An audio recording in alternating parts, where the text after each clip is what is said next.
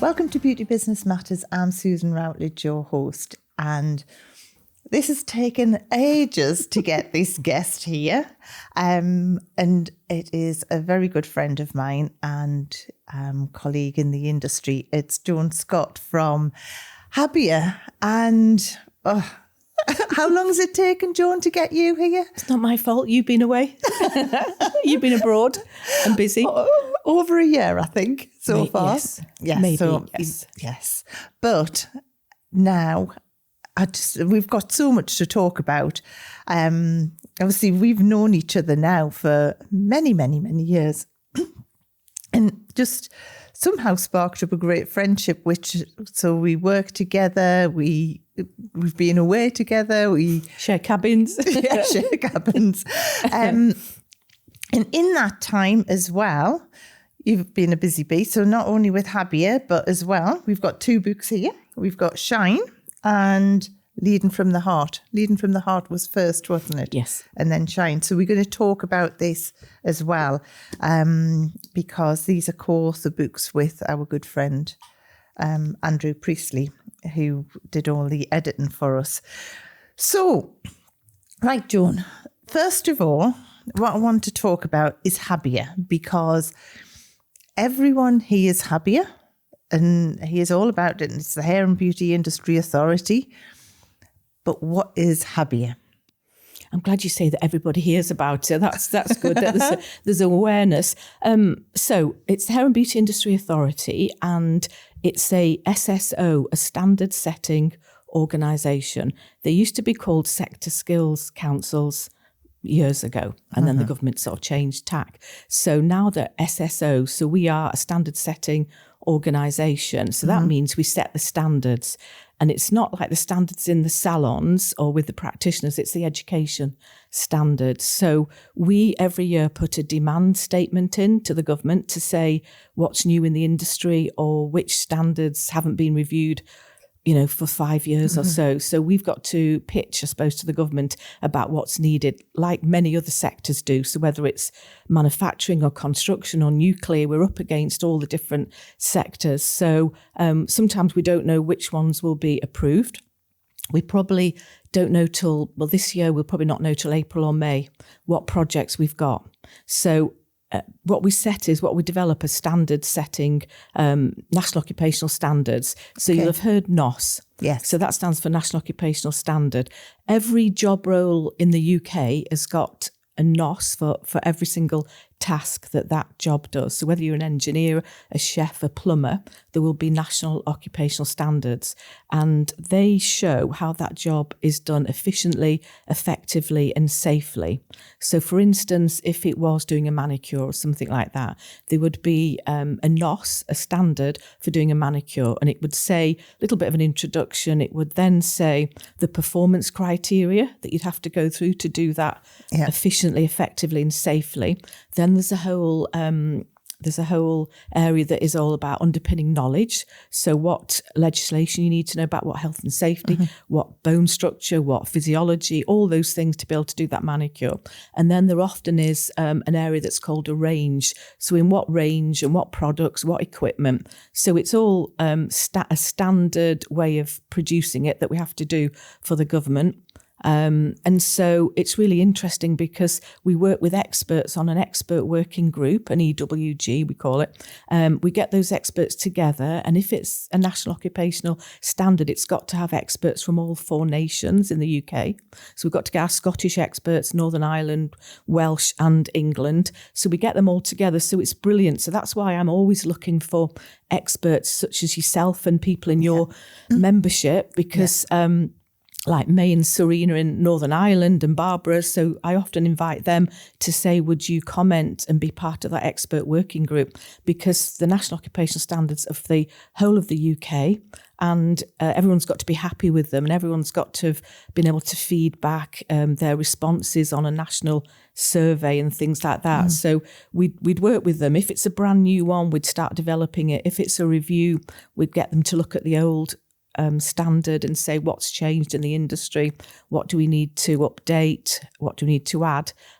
Once they've helped us do that, and I've got sort of project managers at Habia that are experts in beauty and hair, we're also part of Skills Active, so we do the same thing for sport as well. So that's another area. So I'm sort of the CEO of Skills Active, which many years ago, Habia has been around about 30 years, as you know. That's how we met. About 30 years ago. I don't know where that time's gone. And then we used to sit in Doncaster around a table and with Jane and Tiffany and everyone. But Skills Active, years ago, we didn't have a big enough footprint as our sector to stand alone as a sector skills council. Right. And it was, who do we merge with? So it was Skills Active that was felt to be the best organisation because of the link with spas and fitness and wellness. And I think that has proved to be the best fit, because now we're doing like wellness coach. Meanwhile, we're doing holistic and wellness. So there's a bit of crossover, especially with our projects that are current at the moment. So that's what we do, really. So, and how often are they reviewed then, Joan? It depends if there's been a lot of changes. So if there's been a lot of changes in the industry, such as the aesthetics, we can actually make a case that there's so much happening, legislation's coming in, licenses and things like that. So we can say that actually there's more of a demand. There's another one, because of the sports side, we also cover spectator, and it's a bit off topic, but we also cover spectator safety. Right. So the sport side of it is obviously big stadiums and things like that. So those sports ones, spectator safety, haven't been updated for about eight years. So at the minute we've put in the demand statement because of like the Manchester bombing, the arena. Then the organisation that we're working with that are experts in that area have said so much has happened. There's new legislation, terrorism legislation, things. So we're hoping that we'll get approval for that. And then we'll work with all the experts. So they haven't been done for maybe 8 or 9 years. Right. So it just depends. And a bit like if there's things that are happening in the industry that we think there isn't a NOS, and the NOS are used, they can be the basis for qualifications. So you're awarding organisations, like you'll have heard of City and Guilds and VTCT and Qualify and all those. They often look at the NOS, the most up-to-date NOS, and use it as a basis for their qualifications. They might say, right, what happened, what was added last time they were reviewed and such like. So they can be a basis for qualifications, but also employers like your members could use them if they're doing appraisals or if they're doing a job description, because it actually says and lays out exactly what the standard is to do those treatments. And it's every task that we do. So if it's a consultation, if it's a manicure, if it's a pedicure, if it's a facial, if it's microneedling, if it's every single task we do has got to have a NOS to say how it's done properly. And can anyone get a hold of those? Yeah, they're all on a government website. It's a little bit tricky to navigate because there's thousands, but you can go in, you can put a keyword such as microneedling. Yeah, you can put that in and it should come up with the microneedling NOS. And so people do use them. Employers use them for all sorts of things.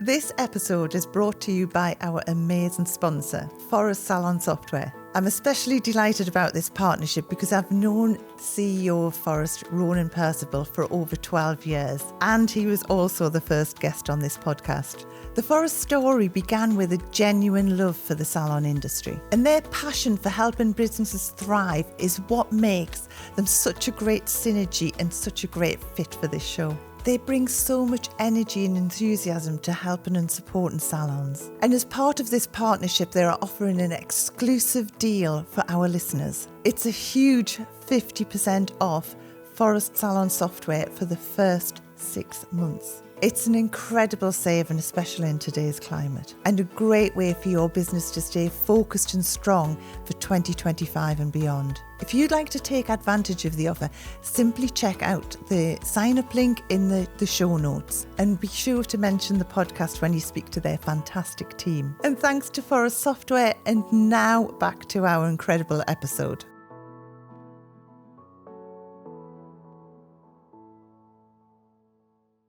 So yeah, this is the thing, because I think not many people know exactly the depth of the work that Habia does. No. And, you know, having like the NOS standards in a business would be such a help, Yeah, wouldn't it? yeah. You know, because then Yeah. you've got that framework to be Yeah. working towards with all of your team Yeah. members and everything, On the way, and yeah. personal. On the way here, I've just been speaking to a waxing in the Northeast, I think. They are a waxing salon, and they were saying, have you got the most up to date? And also we do codes of practice, and we just updating the waxing code of practice. So she's saying she's had an issue with an insurer and it's been fine, but she said it just made me feel a bit vulnerable. And I wanted to look at what the most up-to-date NOS was in the code of practice. And we've been working with experts like Sam Marshall to update the code of practice, because it's not been done for quite a while. So, and things have changed and such like. So, but yeah, so the NOS are there. People can, it is hard to navigate, but we can always sort of point you in the right direction. But people use them in all sorts of ways, as I say, appraisals, job adverts, job descriptions, all those sort of things. I think that is so helpful to know. Yeah, That's going to be yeah. so useful. And also as well, you get involved with courses and accrediting courses. And Yes. So I don't know where to start with all this. It's such a big, I know such a this big is it, thing. but you know what? The thing is it like There's so much detail that I sometimes don't want to, people go, oh, right, you know, and acronyms that you go, oh, shut up. It's all that world, you know, the education world. And you think, and it changes so much, even if you're in it all the time. Yeah, but the thing is that it's essential though, isn't it? We need the standards. Yes. You know, because, well, it's what we do. Yeah. So ultimately, we recommend everybody gets, like you and I did back in the day, a government regulated qualification, whether I've mentioned your City and Guilds or your SIBTAC or all those that are Ofqual regulated. So to me, that's the government saying, we approve that organisation, they are robust, high quality, and then they develop qualifications. And to me, the word is qualification. And back in the day when we trained, it was the insurers that were the gatekeepers, and you had to show a proper qualification. So it's got into such a grey area forward now, hasn't it? Everyone I think has seen opportunities for making money. I think it's all probably about making money. And so they're saying that actually this word accredited has come in. Now, there's nothing wrong with that word, but originally it probably would be, I'm accredited by the government regulated awarding organisations. That's who we've got our qualification with. People have, I think, jumped on that and thought, as long as it's accredited, you're safe. Now, any man and his dog can set up in a back bedroom and allegedly say, we're an accreditation body. And the worry is everyone's just saying, it's accredited, I'm okay, aren't I? They don't care who's accrediting it. Who are they? Often they've set up themselves. They've said we are the organisation for this, that, and the other. We've never heard of them. You've never heard of them, and it's making it so difficult for employees like your members. It's an absolute, as people keep calling it, the Wild West. And so the A word, to me, accreditation has been discredited because it's a race to the bottom. Let's see if we can do a half-day waxing course. And go out and it's just so dangerous and so sad. Yeah, because there's just so many certificates and things out there, and like you say, like anyone can set themselves up. But you know some of these certificates and things look quite impressive. Oh, very. They've got the gold guilty bits on, God, and they look. That's it. That's why I feel sorry for employers, because you look and it goes, oh, it's a level 3. They've got a level 3. That must be at least a year to 18 months. No, it's a one-day level 3 allegedly. So we're always trying to cut through it a little bit and saying, please be qualified and not accredited. Now, we might have said we were accredited with one of the big awarding bodies back in the day, but at the minute, so I think it's been discredited. So at Habia, we won't say we're not an accreditation body, we're a standard setting body, but we endorse high quality, excellent training. So I keep saying it's the endorse word, and people go, so you don't accredit? No, we don't accredit. Please be qualified. And then what we endorse is CPD. So continuing professional development. Once you are a professional, most professions have CPD. So whether you're a solicitor, an accountant, any of the major professions, you have to do continuing professional development. You can't just say, I qualified 20 years ago, that's it, that's me done, I don't need to do anything else. as they say, every day is a school day. Every year we've got to be... I think you learn every day. You've got to be doing updating in our area. And I suppose we're so innovative and creative in our industry. There's things coming in from abroad and people creating things all the time, which is brilliant. But we've got to keep up to date with that. So once you are qualified and you're a professional, CPD is what comes next and keeps you up to date. And the trouble again is that some people are offering CPD and letting anybody go on the course. And as your members know, people have been on courses thinking these are for professionals. It's a higher level, and people are saying, "What's the epidermis?" And people just go, "Why are you letting these people?" It's like the public. You're letting the public onto these courses. So is it not worth anything? Because how can you do that course, not know what the epidermis or the layers of the skin are, or anyway? So a bit like in hairdressing, we get approached quite a lot by people wanting us to endorse hair extension courses because obviously really popular. I triage everybody who's coming to us for endorsement. I want them to understand who we are and what we believe in and our values and if it fits. And I say, right, so who's your course for? Is it for the professionals, at least with a level 2 hairdressing?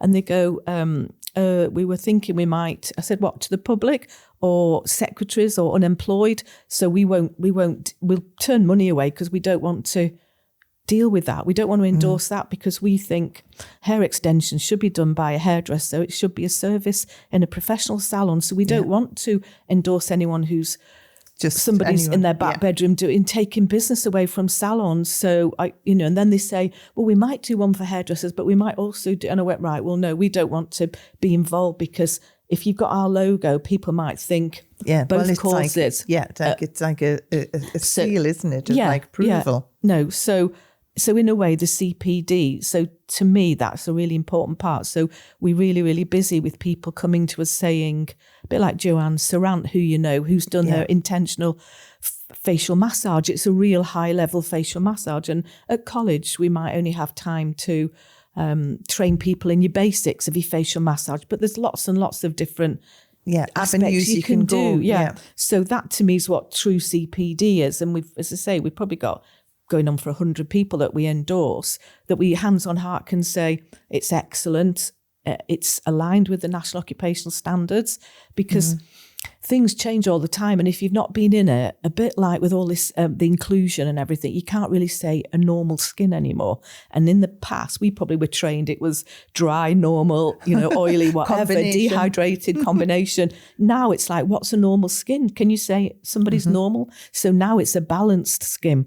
So sometimes if people have not been in education, they might go, well, and so Lorraine Nordman, who works with me. Lorraine's amazing. Yeah, so she's got an absolute wealth of experience. She writes all the books, but she is on it. And most people say, God, the support we got from Lorraine in our endorsement is amazing. I think if you get past Lorraine with your course, well, that's it. And most people are saying, God, the support she's made me think about angles that I didn't even think about. And the sad thing is, we get people coming to us who say, right, I've been accredited by AB or whoever, X, Y, or Z, and they'll go, so disappointed and it didn't mean anything and now I want to come to you. And the horror story was one person said they come into us because they sent off their manual to this alleged accreditation body within 2 days. Yeah, you're accredited, great, put our badge on it. And then they realised they'd sent the wrong thing to them and they'd only sent the front and back cover. Yeah. Nothing in between. Nothing in between, yet it's accredited. So it doesn't mean, with some, it doesn't mean a thing, does it? They don't read it, they don't look at it. So I'm glad that ours is really tricky and difficult and robust to get through because it means something then. Yeah. And then we can say, so we put the date on it so that we know that no one can say, oh, it was endorsed by us years ago. No, every year now, it's 2025 or 2026. We do an annual review. Because things might have changed, their staff might have changed. We make sure that they have a teaching certificate. And so we offer that AET, that level 3. If people haven't got it, we'll offer that. But we just want people to be professional teachers as well, because a lot of people argue and say, but I'm a specialist in waxing, or I'm a specialist, I've done, and go, that's great. And that's what your specialism is. How you deliver but it. Teaching and knowing about learning and different learning styles and how people do learn, and checking that learning's taken place and all that, everything, we just say, and it's only an initial level 3 teaching course, but we'd love you to get that or be working towards it, because and we do have sometimes sort of people push back to say, and don't go with us, because they go, but as if we've been a bit insulting that they're experts, and we accept they're experts, but but that's only one part of it, isn't it? Yeah. It's and so the with the delivery teaching, and everything. and I think that's another thing that is, I'm getting on my soapbox now, is a bit annoying, that when you've been a teacher in further education and you had to have at least 3 to 5 years experience in the industry, then you went and did your level 3, which is just the initial. Then you went to university and did 2 years at university to get a degree equivalent. Then you did a master's. You just think you can train today in beauty and set up an academy tomorrow. And so my worry is the people who, and there's some very good, excellent people out there, but there's some that train today, haven't got enough clients, so go, you know what, I've got a spare room, I'll set up an academy because that'll get some money in. And you go, and how much experience have you ever had clients? And as you know, in teaching, it's the stories that you teach and the experience that they tell you, what clients they've had, what they did when it went wrong, how it turned out. It's all that they've got. Yeah. They've got no experience. Yeah, I can always remember just after COVID speaking to someone who had done a massage course online, and then she wanted to know whether I knew anyone where she could practice, because she wanted to do the train the trainer course. And I was thinking, you've never done a massage yet. It is frightening, isn't it? But, and I checked out this company and they were charging a lot of money. So it's like... And we get asked, have you got a manual that you can give us if you do our endorsement? I went, no, why would you want anyone else's manual? Surely, if you want to be the best of the best and excellent, it's you distill all the different training that you've had and you've seen good and bad yourself, haven't you, over the years? And then you make that into the best course. And if your name, Susan Routledge, is going to be on that academy, that certificate, you don't want to get an off-the-shelf manual that 200 people are going to be training that. Maybe that's just but I just think, surely what's unique about what you're offering, But that's what I do. I think Habia has really come into its own for that as well, because I think the more courses that are out there, the more people are looking for what's right. And I think Habia is getting that name. Yeah. And it's for it. I mean, and we've been around nearly 30 years, as you know, and, we've had different people involved and things like that. And I just think after COVID and just cementing what we're about, and because it's got much more problematic in the sector, we've had to say, and it probably isn't popular in some places, but we've just got to say, be qualified and then do your CPD. Yeah. And with the teaching, please get 5 years, 3 to 5 years experience. Then you are a real expert, and that's what we want to. That's what we want to support. Because obviously the government's trying to make changes, aren't they? So hopefully it will be, because we're still an unregulated industry. Yeah. If I could, have a wish list, it would be we were fully licensed and regulated, so that every single person who works in the industry has to have a license. I'm not sure how it would be, or a register, that you were registered, a bit like physios. They did it, didn't they, years ago, that even if you're a manicurist, a pedicure, brows, whatever, that the public can trust. Because that's my worry, that the public health, that, they can see someone's got the certificate, all gold twiddly bits, and it looks great. And that was a 1-day eyelash course or something. Meanwhile, you're putting glue, dye in an eye, and it's just... But this is the hard thing, because it's hard enough for employers to figure it all out. So the public, heaven knows how they are going. And then you get really good people who are qualified, experienced, are losing out to people who are not. And it's just, I think the other aspect is insurers, because back in the day, we couldn't get insurance unless they were the gatekeepers. You had to go and show your proper certificate, then you could get insurance. And that was back in the day. It was only Babtac at the time that you had to join that. And so I think some insurers, not all of them, have seen an opportunity to make money. So they are offering the courses. And normally you 1 day, 2 day course, you wouldn't be able to get insurance. But funnily enough, it's the insurer, so they will insure. Until you put a claim in. Until you put a claim in. And so my worry is that we spoke to one insurer and we said, so are you asking for them to show they are properly qualified? They went, no, we haven't got time. And I went, right. So and some people are just not showing anything and just, but they said, but they are signing to say they're qualified. So I'm worried that people who are accredited on 1 or 2 day courses are getting insured and are paying their monthly premium, whatever. And when the chips are down, they will try and wriggle out of it, because we always get insurers coming to say, right, waxing, what's the qualification for waxing? We'd always say a regulated level 2 qualification. And they go, well, they haven't got that then, have they? They've got a 1 day, and go, yeah, but you offered that course, then insured them. Yeah. It's not right. It in some ways, it's like, it's not fair, is it really? Because, that there's people going down this route of and spending a lot of money on these courses, then going to an insurance company thinking that they're doing the right thing, getting insured, paying more money. Yeah. And then everything that they've done really isn't worth anything. So I'm sort of trying to advise people to ask in an email, ask their insurer, am I fully covered with the training that I've had? Because if ever they do have a claim, because the public, the client isn't protected because you're not probably insured, and the professional or the practitioner who's doing it might not. And they'll just, and not all insurers, but some will, I think, try and get out of paying a claim, won't they? So both aspects are not covered, and they've been paying the money, but they'll say, well, you lied because you ticked the box to say you qualified. And in their mind, they maybe thought they were qualified because they've done a 1 or a 2 day training course. But we've had, on barbering, is a bit of a nightmare in barbering. Everybody's just springing up doing 1 or 2 or 3 day courses in barbering. And we had somebody contact us who said they wanted the money back. It wasn't good.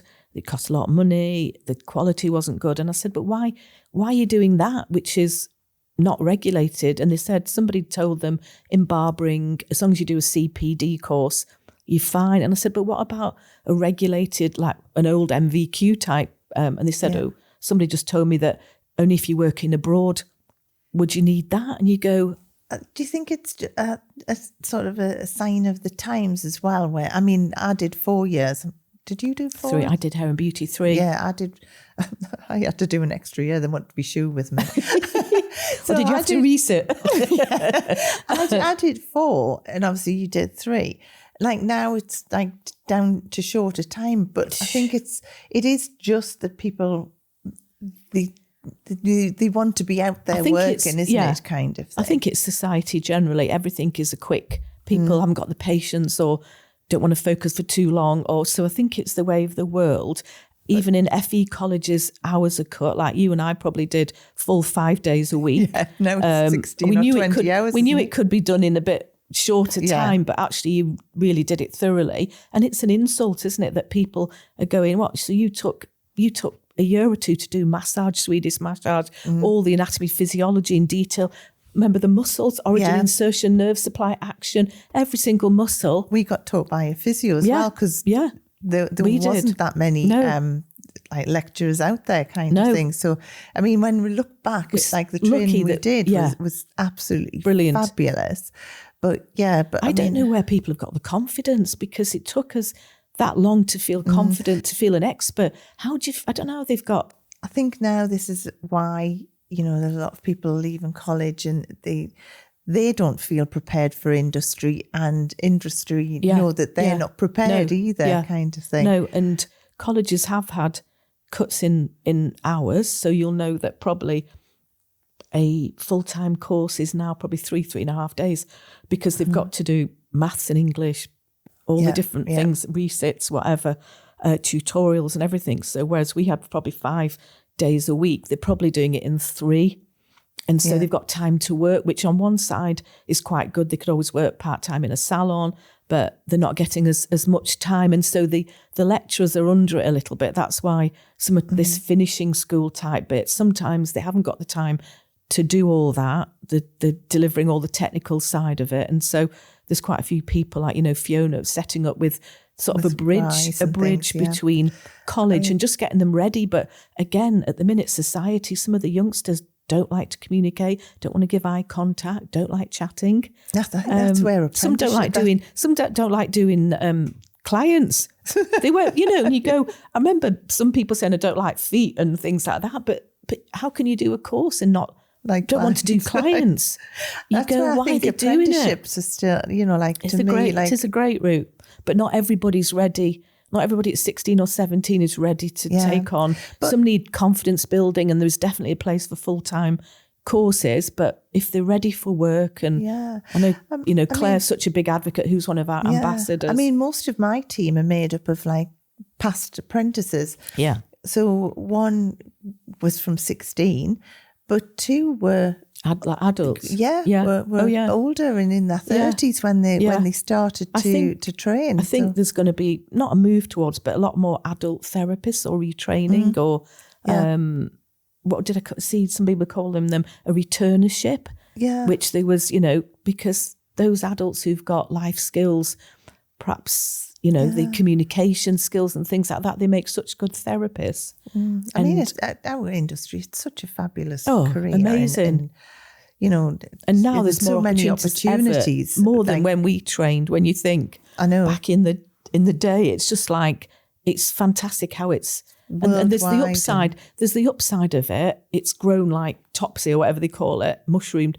But then again, we've not kept up with, I suppose, the regulation and making sure it's safe for everybody and that you don't get people winging it and thinking they can do it and then making a lot of damage with clients and things like that. Hopefully, though, as I say, the more awareness we have and like doing things like this with highlighting Habia and things make all that difference, don't they? Yeah. But you wonder how sometimes when people come to you and you go, I've done this, I've done that, you go, oh, why didn't you go? Why did you waste your £2,000 and you're not even getting a proper qualification? Why didn't you come to everybody in the industry and ask one of the organisations about?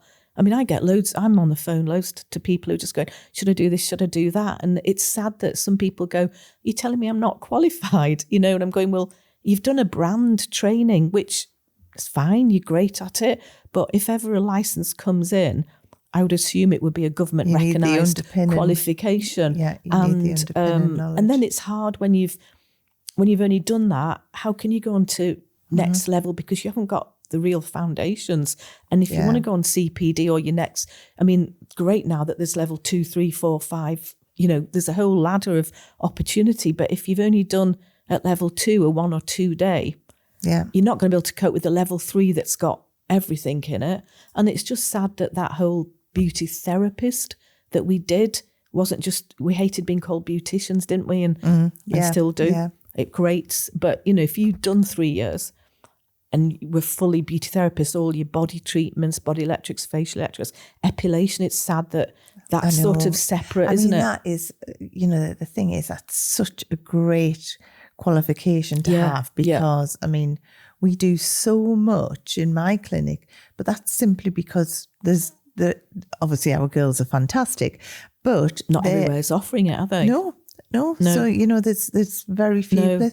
And again, someone will be doing it on a short course or something as well. So it is sad because that was. But I think it was some people didn't like doing it, and some lecturers didn't like, and they hadn't been trained in it. And it's just a.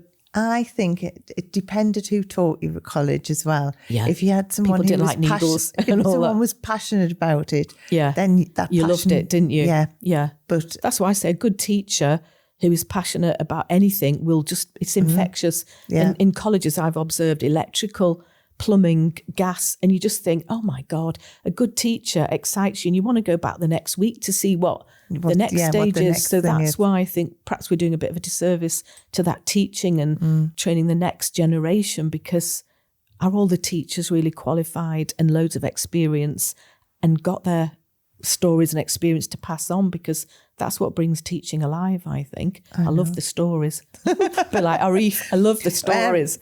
Talking about stories. Stories.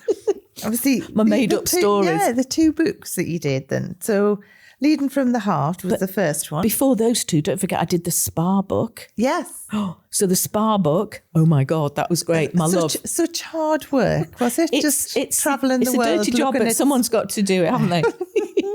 Yeah. So back in when was it? 2007. I think it was about 2007. So we were approached by Thompson Learning, who do all the Lorraine books as well, about doing spa therapy was just coming in. There was a level 3 spa therapy and they wanted an official guide. So it wasn't a coffee table book or it wasn't just about spas. It was actually following and it was a swine to do because it was like 9 months I did it with Andrea Plimmer, who, a colleague and friend, and we divvied it up, the units, but I had to do the anatomy and physiology. Oh my goodness. There was hot treatments, cold treatments, Indian head massage, all sorts of things that was in the qualification. And you had to go and try all of these. I had to go. So in just fabulous locations. I had to go. So I said to Andrea, before we finish it, we've got to go because you can't say I'm writing a book, can I come? So I went to Dubai and Thailand, and I think in 10 days I did 19 spas, and I wanted to go. I always thought Shiva Som was the best in the world, always wanted to go, and it had a link with Champneys. And I went there and I interviewed the wellness director, Bruce. And so I got all these quotes and I got the pictures and I got they gave me what they thought was the tips for being successful and their signature treatment, whether it was poultices in Bali or whatever it was. It was like one of the best trips ever. It was fantastic. So I try and do that. I must have been to hundreds. So last January, I went to Bali. I can remember that because we were over in Malta. You were? Obviously, you normally come to Yes. the BDC Business Boot Camp. So you sent a message from Bali. In my petal bath. In a petal bath, yeah. Only neck Covered in rose head petals. show. And then there was a citrus bath with all slices of, it's like being in a gin and tonic. It was just, I've always wanted to go to Bali. I knew it would be really special and spiritual, and it was everything. It's an amazing place, it was everything. It was a long way to get there, but it was just brilliant. And I sort of move on and go to a different spa, or it was just great. And then, so then this year I've just been to South Africa. And the thing is, like the Balinese treatments that I looked at, we're now currently doing a NOS for Balinese massage. Yeah. So we've got a whole suite, which is holistic and wellness treatments, and it could be sound frequencies. It could be all sorts of things that we're doing. But one of them was Balinese because we wanted to build in Eastern philosophies. And because you can't just do a theoretical NOS, it's got to be based on a task. So we said, rather than Thai massage, why don't we do Balinese? Because we can bring in the underpinning knowledge, the introduction to Eastern philosophies. So we're doing that. So we've got all the experts and there's a big push now on lymph drainage massages and all that. So we've got experts doing that. So I've just been to South Africa and I think in 2 weeks I did 15 spas.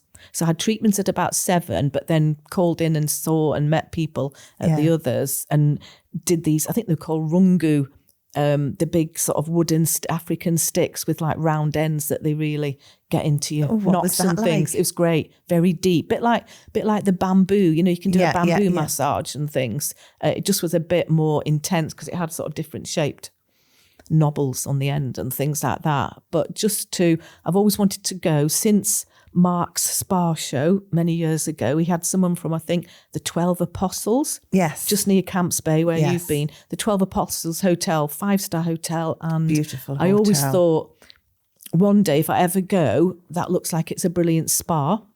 Did you go? Yeah. Oh my God. Brilliant massage. Yeah. Fantastic. Then a drink in the leopard bar afterwards. But the views from the spa must be beautiful. And then the other one was Helena Field, who we know, an expert. She's helping us on the thing at the minute. I met her again years ago when she was at the Mandarin Oriental. She's doing some work with a hotel in Cape Town. And so I said, all right, if I can call. She said, go for the view alone. So that was called the Dorp. And oh my goodness, so she's helped them set up even just a little 2-treatment spa room. That would be very exclusive, though. It was brilliant. It was just on Signal Hill. Which is Signal Hill. What do you call it? Not skydived. Not Did you? abseiled. No, what's it called when like you're on a big, yes. Yeah. Yes. I can't remember what Not it's called. bungee jumps. No. What, off You're Signal strapped Hill? to a man and you're like, and you go up. strapped to it's like- Stephen. no. And it's like a big kite. that you're on. Paragliding, maybe. That's it. Paragliding. That's it, yes. I saw some of them. going Paraglided off yeah. there, yes. Yeah, no. So it's just at, where, is it Bocap, where all the Malay area, where all coloured. It was just on the, they've all got pink houses and yellow houses and things. Yeah, it was just on just the top of there, but oh my God, it was great. And they don't call themselves a hotel. It's more of a, it seems like home from home. Yeah. It was great. So it was lovely just seeing. So the spa book, is that still available? The spa book is still available. Yes, it's on Amazon, still available. And we keep saying, because things have changed a lot. But I think whenever I've said, should we do another edition, they're just looking at, whether print is still as popular or whether there's lots of online learning things. But there's just so much change. But my main love is, well, not my main love, but spas are, I just think, amazing places. I think it's just the feel good factor and just the, and as you know, I go to Ragdale I try lots of them, but I go to Ragdale every year, and I love to see what's new, whether it is Hawaiian Lomi massage or access bars, or whatever they're doing new, I'll try. Because to me, I feel I've got to be on top of what's new or what's coming from other countries. I know it all sounds very, but it's hard work as well. It is hard work. It's hard work. I'll not have it that it's hard work for you, but like I know it's work. Just, but it fascinates me because whenever my first job was not my first job, but one of my early jobs was in one of the first health clubs in Manchester. And I remember somebody having, their mum wanted to go to a health farm in those days. It was a real diet place, wasn't it? But she didn't want to go and stay away. So could I make a program for the whole week, 5 days, which I did. And it was like having a spa. We did, in those days you only had G5, but we had the swimming, we had the saunas, the steam, all the slender tone back in the day, Faradism and all that. And I sort of did a whole spa 5 days for her. And not ever since then, but I just love the whole concept of having a spa.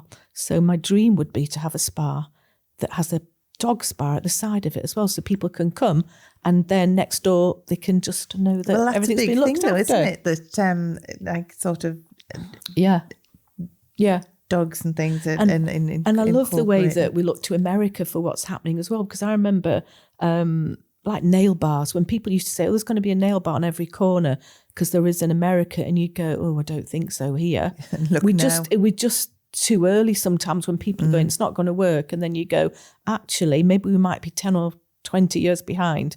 I remember when we at college, that must be 20 years ago, we're trying to name our new facility for hair and beauty, and we called it Enhance Spa. And in those days, there wasn't day spas, and we kept looking to America and going, it's bound to come. And it might be a little bit too early, but actually it does in the end, doesn't it? I just love that our industry's like ever evolving. It's great.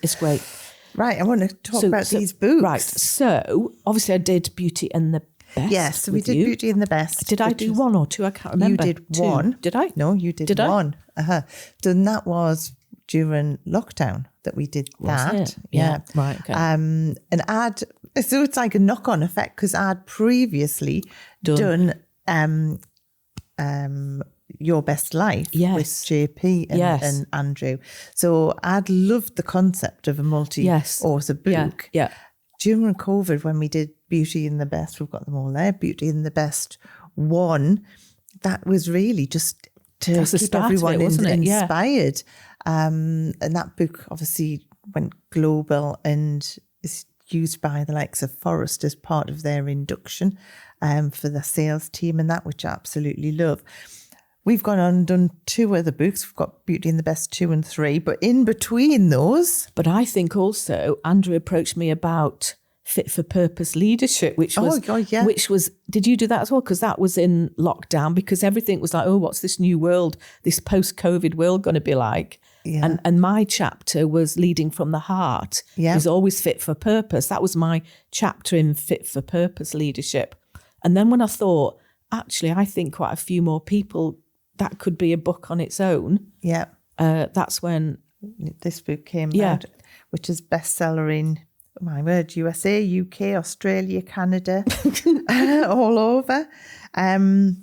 So I know this is a great book. And then you went on to do Shine. Yes. After that. So with my Leading from the Heart, it's my experience of when I was at college, I was like assistant principal and things like that. But when I had heads of department who were absolute people person and had a brilliant team, and then if they moved on to another job somewhere else, somebody who would come in would decimate the team, who didn't care about clients, didn't care about staff, didn't meet, and it just shocked me that you could decimate a team. The team want to leave. The heart wasn't in it. They didn't look after.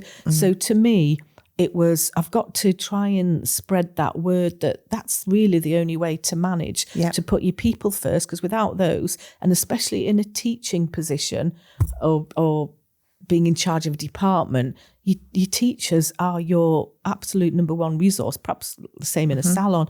And I was always, that's why I probably keep connected to people, because I was always looking for good people that could teach. You know, we had holistic, so you've got aromatherapist, you've got reflexology, you've got counsellors, you've got nutritionists, Reiki people, crystal people, everybody. So I'm always keeping hold of them. I just sent out a newsletter today, which in the quote at the top's quite appropriate.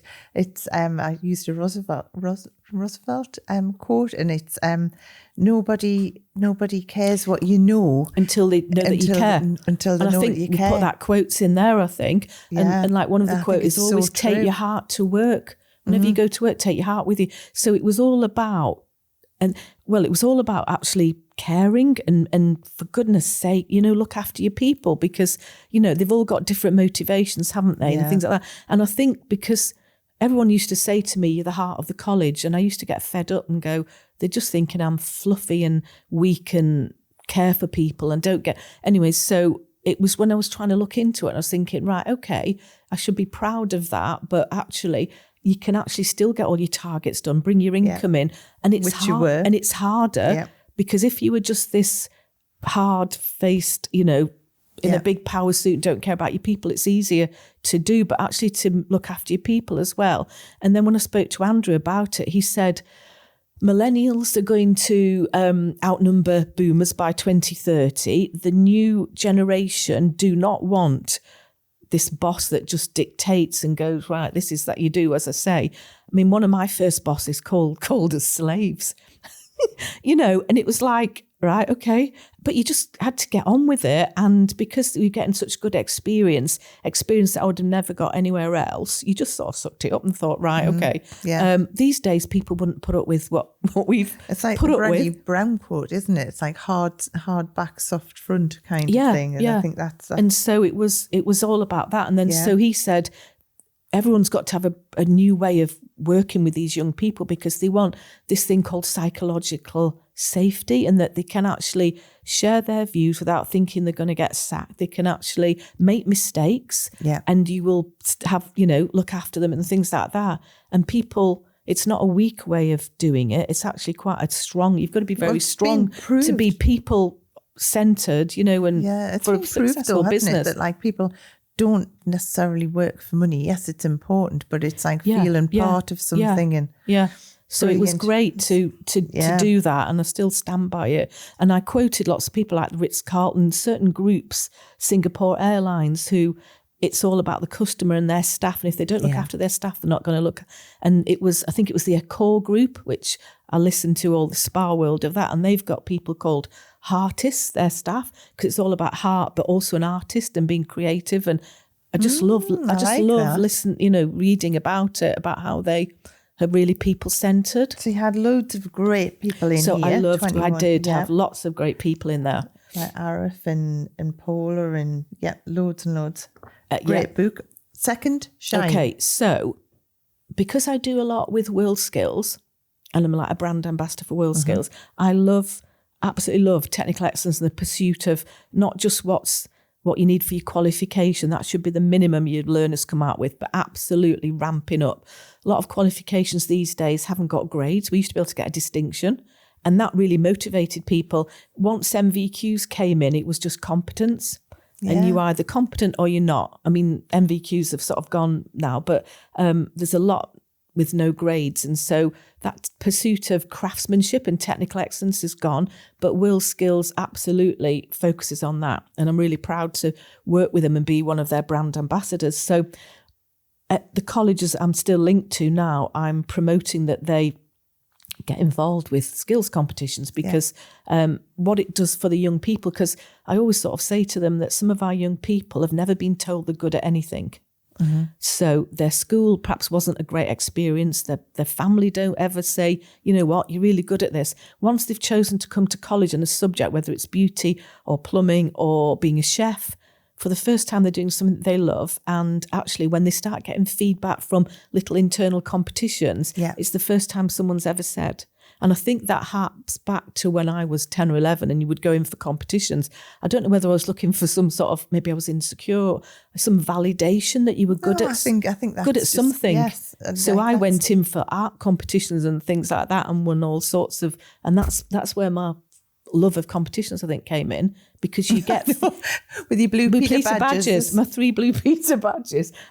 I'm quite competitive. I think not against anybody else, but to make myself better. Mm-hmm. You should only compete with yourself, really, shouldn't you? So my blue Peter badge era was my 2 normal ones and a silver one, and I was asking how I could get a gold one. And I had to. Do you talk about that in these books? Because I know it's in Beauty and the Best. I do, and I love that story. Because when it was the gold one, it was when I was asking Blue Peter about what do I need to do to get a gold one. It was like, we've only given them out in very rare. And it was somebody who saved somebody from drowning or someone from a burning house. And I was thinking, right, okay. Well, how can I set the house on fire and save my sisters or something like that? But I don't know why, I was just wanting to get that. Yeah, but I think something's wrong with me. I think it is, though, isn't it? It's even like someone saying thank you and just giving a little bit of praise and things. It makes you can see someone elevate. Yeah. So, and I've seen it in colleges where we've taken somebody to another college to compete in hospitality, and they've never ever done it before or anything like that. They're before they even know whether they've won, or they're buzzing with it. Can we do it again? Can we do it next year? Because they're sort of representing the college as well. Yeah. And I've seen it. We do some at college with foundation learners, those with support needs. They've never won anything. And I get this big FA Cup thing for lots of the teams get smaller ones, but the overall winner with these 10 colleges get a big FA Cup, and they practically run around the room and cry. They've never won anything. They take it back to their college.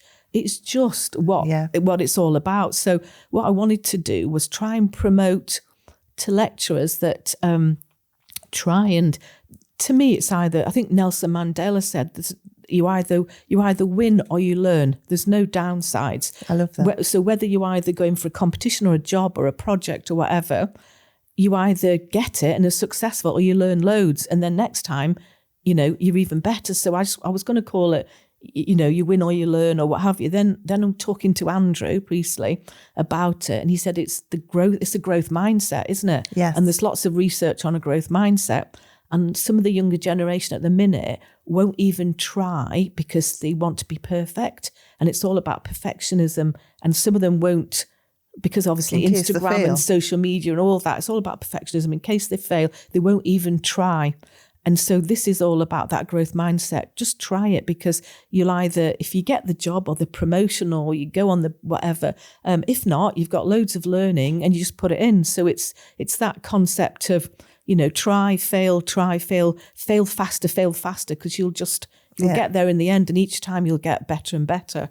I was listening to a podcast this morning, actually, coming down on the train, and I can't remember what the quote was from, but it was something about that if you had to fail 20 times before you had success, you'd be wanting to get through all these fails. Right, I failed again. Well, get through. That's what it said. A winner is just somebody who tried one more time. Yeah. Now, whether it's like Edison and the light bulb or whatever, was it 98 times or 100, whatever, because you don't know whether the next one will be the time when it all works out. People give up beforehand, don't they? Yeah. And you just think, you only fail if you don't try again. Yeah. And so that was the whole concept of it. So when I was thinking initially for lecturers and putting people in, and just convince them that, because it looks brilliant on their CV. I know employers, if they've got world skills or skills competitions on their CV, you've got the job, because I know that your technical excellence is really brilliant, but also your resilience. And like no one's got resilience often, have they, since COVID? But your confidence, your resilience, your employability, everything. Yeah. A bit like you're into the competition. So all the awards, go for the awards, because if you don't win the professional beauty one, you've learned so much. Yeah, totally. That's why I always say, even just filling it in, even if you don't press send, at least you've looked at a great process for your business. But if you filled it in, you may as well send it. Yeah, Suzanne Webb was in there, and she'd gone in for the advanced electrical epilation, and like she said, it wasn't about winning, it was about what it did for a business and her confidence and looking at things. And I always like to say that as soon as you enter a award, you should start talking about it, because clients just hear award and like you're in the top 1% for the fact that you've actually entered. And it's all about, I suppose, putting yourself forward. So if it's a bit like you're going to go on that big trip, or you're going to do this, or you're going to do that, what's holding you back?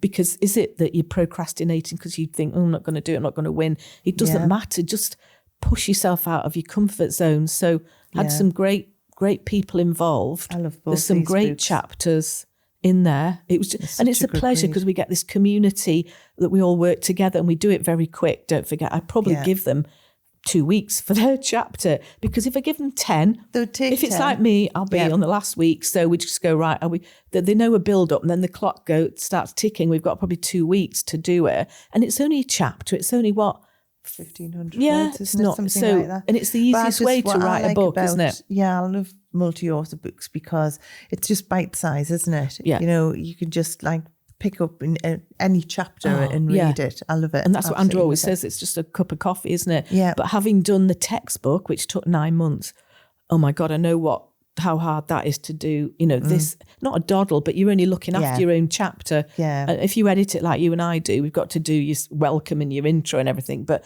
it's so good to be part of a successful project. And then you've got all 20 of you working together to get it everywhere globally. And we've got people from Australia in there, America. So they were helping us with the Canada, These America. These are both on Amazon still, aren't they? Yeah.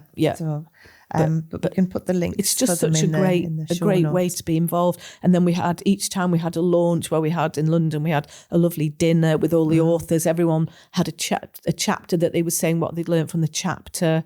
We've never actually got to do an official launch yet, which we are doing. We need to talk about that later, don't we? Tones of Beauty. For all three books. We're going to do a launch for all three. Because that will be, 60 people or so? 66 authors. Brilliant. That'll be great. That'll be so good. Yeah. Because it is about celebrating and keeping that community going, because so much support. People together. So much support. Yeah. And some people hadn't met till we had the dinner where we had the actual launch. It was great. There's just so many great things. It was great. Joan, I knew we wouldn't get to talk about how you got in the industry and everything else, but this has been absolutely awesome. I'll have to come back again then, won't you? You will, now you've got the bug, you see. Thank you so much. What we'll do is, for the likes of Habia, and that, if someone wanted to get involved with Habia, how do they? Just either get in touch with me on LinkedIn, Joan Scott, or Instagram, or just go to Habia and there'll be an email info@habia.org.